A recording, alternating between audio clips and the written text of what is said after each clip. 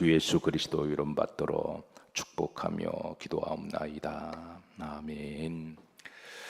자, 여호와께 감사하라. 오늘 마지막 말씀인데요. 오늘 이제 시인은 26절에 보시면 26절에 두 번 이제 복에 대한 말씀을 강조하고 있습니다. 다 같이 합독하십니다. 여호와 이름으로 오는 자가 복이 있으며 우리가 여호와의 집에서 너희를 축복하였도다 그랬습니다. 자, 본절에는 이제 두 번의 복을 강조하는데 첫 번째는 이제 어떤 사람에게 복이 있는지 알려주고 있습니다.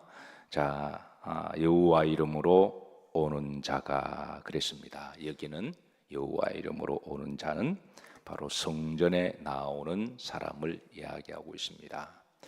사랑하는 성도 여러분, 성전에 나올 때마다 기본적으로 나는 하나님께 복을 받았다, 그렇게 믿음으로 나오시기를 주의 이름으로 축복합니다. 사실 아무나 성전에 나오지 못합니다. 기본적으로 믿음이 없이는 나오지 못하고요. 성전에 나오는 것 자체가 이미 여러분들은 기본적으로 믿음을 가지고 계시는 거죠. 그래서 두 번째는 우리가 건강하지 못하면 또 나올 수가 없습니다. 어떤 일이 생기거나 건강하지 못하거나 또 형편과 처지가 또 그러지 못하면 성전에 나오지 못합니다. 그래서 기본적으로 여호와의 집에 나오신 분들은 믿음의 복이 있으시고 또 건강의 복이 있으신 분이에요. 그리고 무엇보다도 하나님은 기쁘시게 이런 성도를 이제 받으십니다. 그래서 성전에 나오실 때마다 물론 이제 성전에 나오는 게 쉽지는 않아요.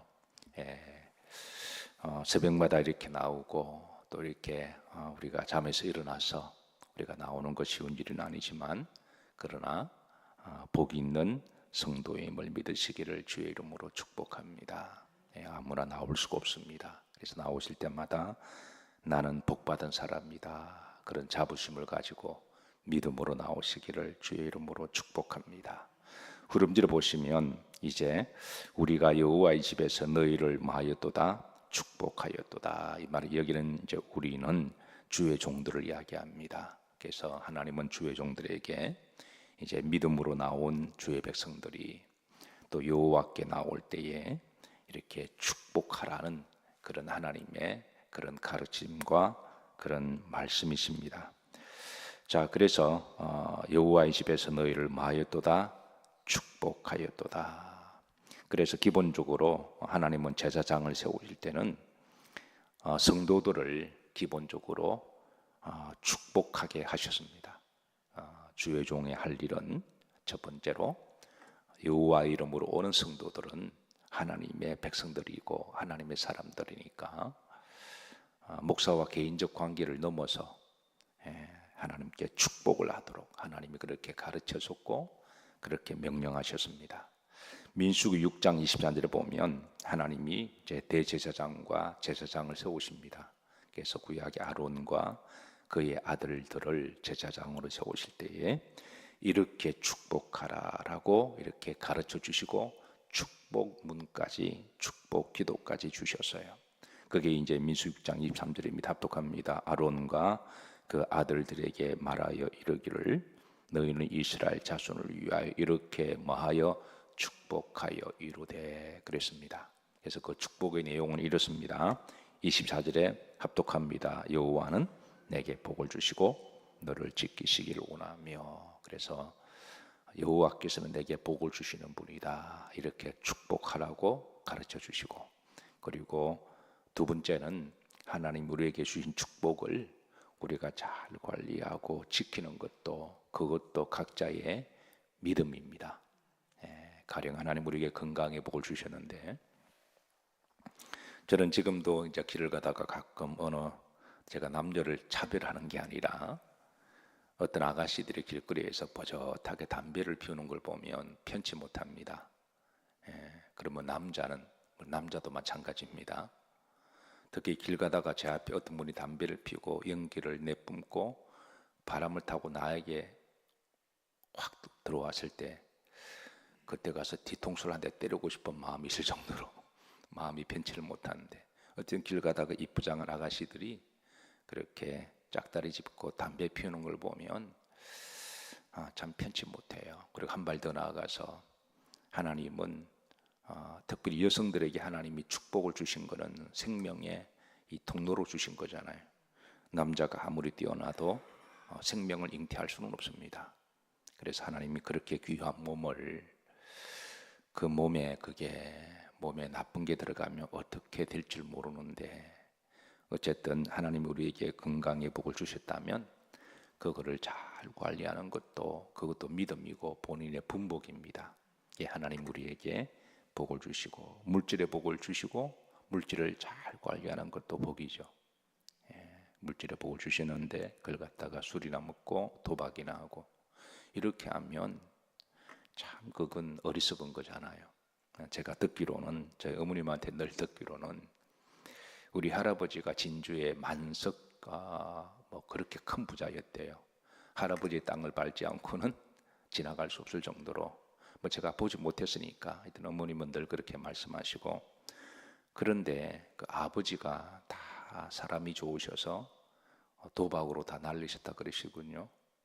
그래서 이렇게 고생한다 늘 이렇게 말씀하셔서 아이 그러시냐고 그러는데, 근데 문득 생각이 납니다. 그래서 많은 축복을 주셔서도 그걸 관리하지 못하면 그건 그 본인의 또 그것도 분복인 것이죠. 그래서 하나님 우리에게 복을 주시기를 원하시고, 두 번째는 주신 복을 잘 관리하는 것도 그것도 복이고 그것도 그 사람의 분복인 것이죠. 그래서 민수기에서는 이렇게 복을 주시고 가르칩니다. 하나님이 첫 번째 우리에게 복을 주시고, 두 번째는 그걸 잘 관리하고 지키기를 원하시고, 세 번째입니다. 25절에 합독합니다. 여호와는 그 얼굴을 내게 비추사 은혜 베푸시기를 원하며, 그러니까 은혜를 베푸시기를 원하시는 하나님이시다. 네 번째입니다. 20절 합독합니다. 여호와는 그 얼굴을 내게 향하여 드사 평강 주시기를 원하노라. 평강의 복, 요 네 가지 복을 하나님이 이제 주시니까 이거를 제사장들은 이거를 축복하고 또 이거를 가르쳐주고, 이게 바로 제사장이 해야 될 일 가운데 하나라는 거예요. 그래서 저는 이 말씀대로 우리 교회에 이제 우리가 예배를 열 때 우리가 축복송을 이 찬송가를 하죠. 그리고 또 제가 자주 이제 이런 축복 기도를 또 하고 있습니다. 자, 그런데 여기에 중요한 것은 이렇게 하나님이 축복을 하시고 또 주의 종들에게 이걸 가르쳐 주어서 너희는 이렇게 축복하라라고 하셔서 이제 주의 종은 이렇게 축복을 선포하지만, 그리고 이렇게 하나님이 축복하실 때, 주의 종을 통해 축복하실 때 이것을, 이 축복을 받는 것도 본인의 믿음이라는 거예요. 그러니까 아무리 하나님이 축복하셔도, 하늘에 아무리 비가 내려도 밥그릇을 딱 엎어놓으면 그 물 한 방울도 들어갈 수가 없는 거거든요. 그래서 하나님이 축복을 내리시면 그거를 내 가슴으로 활짝 열고 믿음으로 받는 것도 축복입니다.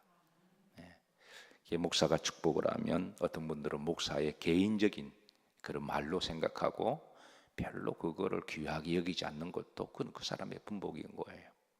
목사와 성도의 개인을 넘어서 하나님이 목사를 말씀의 통로와 축복의 통로로 세우신 거잖아요. 예배의 통로로 세우신 거잖아요.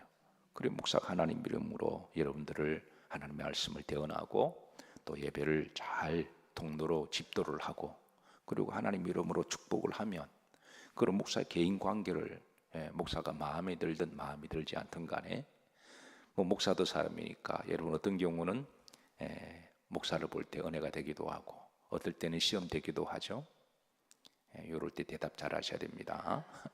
좋았다 안 좋았다, 사람의 감정이 그럴 수가 있지만, 그러나 우리가 예배 때는 그런 감정을 넘어서 하나님이 세우신 축복의 통로다, 예배의 통로고 말씀의 통로다, 그렇게 하셔서 그걸 받아들이는 것도 본인의 믿음이라는 거예요.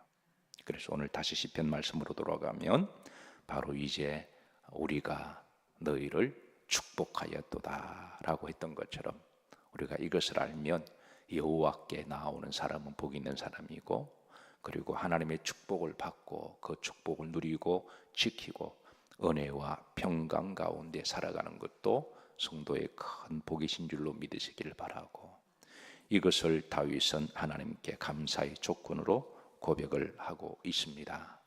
앞으로도 여러분 평생 성전의 복이 있으시기를 주의 이름으로 축복합니다. 성도는 성전의 복이 있어야 돼요. 예.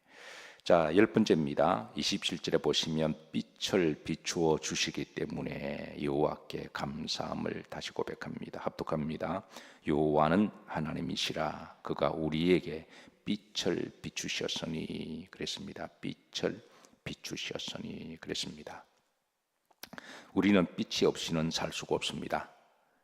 눈이 있어도 빛이 없으면 보지 못하는 것이죠. 사랑하는 성도 여러분, 아침에 눈을 떴을 때 잘 보이시면 먼저 하나님께 감사하는 법을 배우시기를 주의 이름으로 축복합니다. 우리가 본다고 하는 것, 이게 얼마나 귀한 줄 모릅니다. 그리고 우리가 정말 봐야 할 빛은 구원의 빛, 그리고 영적인 빛인 줄로 믿으시기를 바랍니다. 육신적으로 눈이 아무리 밝아도 영적으로 소경이 되면 그 사람은 이제 하나님께 나올 수도 없고 구원을 받을 수도 없습니다. 우리의 육신의 눈은 나이가 들거나 노화가 진행되면, 또 눈에 질병이 생기면 앞을 보는 것이 점점 희미해질 수도 있습니다. 신앙의 조상이라고 하는 이삭도 나이가 들면서 점점 보는 것이 희미해졌지만, 심지어 이제 자신에게 음식을 주는 아들이 야곱인지 에서인지도 구분을 못했지만, 그러나 이삭의 영적인 눈은 점점 더 밝아져서 그는 하나님과 더 깊은 기도가 이어졌습니다.